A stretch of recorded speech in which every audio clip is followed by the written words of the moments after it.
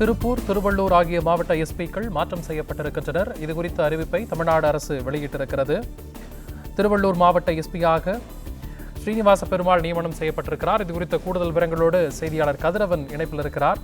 கதிரவன், இந்த மாற்றங்கள் குறித்த கூடுதல் விவரங்களை வழங்கலாம். தமிழகம் முழுவதும் 11 எஸ்பிக்கள் இடமாற்றம் செய்து உள்துறை செயலாளர் அமுதா அவர்கள் உத்தரவிட்டிருக்கிறார். குறிப்பா தற்போது பல்லடம் செய்தியாளர் ஒருவர் கொடூரமாக தாக்கப்பட்ட விவகாரத்தை இருக்கக்கூடிய திருப்பூர் மாவட்ட எஸ்பியும் மாற்றம் செய்யப்பட்டிருக்கிறது. அவருக்கு பதிலாக வேறொரு எஸ்பியும் நியமனம் செய்யப்பட்டிருக்கிறது.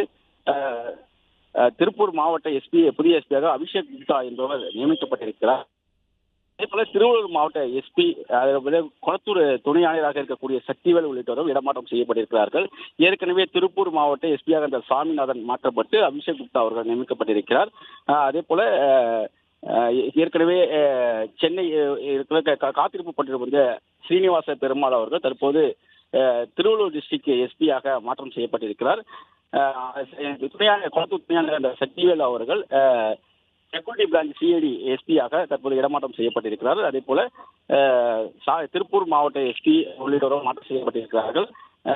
ஏற்கனவே சியாமலா தேவி, அதாவது இருந்த எஸ்பியாக இருந்த சியாமலா தேவி அவர்கள் தற்போது இருக்கிறார். அதேபோல விஜிலன்ஸ் ஆன்டி கரப்ஷன் சவுத் ரேஞ்சில் இருந்த சரவணகுமார் என்பவர் தற்போது சேமலாவுக்கு பதிலாக அந்த இடத்துல மாற்றம் செய்யப்பட்டிருக்கிறார். அதாவது superintendent of police vigilance anti corruption north ரேஞ்சுக்கு அவர் மாற்றம் செய்யப்பட்டிருக்கிறார்.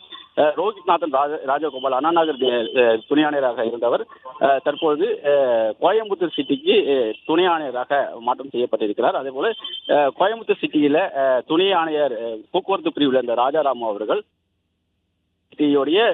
துணை கண்காணிப்பாளராக இடமாற்றம் செய்யப்பட்டிருக்கிறார். இது போன்று 11 எஸ்பிக்கள் இடமாற்றம் செய்து உள்துறை செயலர் அமுதா அவர்கள் உத்தரவிட்டிருக்கிறார். தகவல்களுக்கு நன்றி கதிரவன்.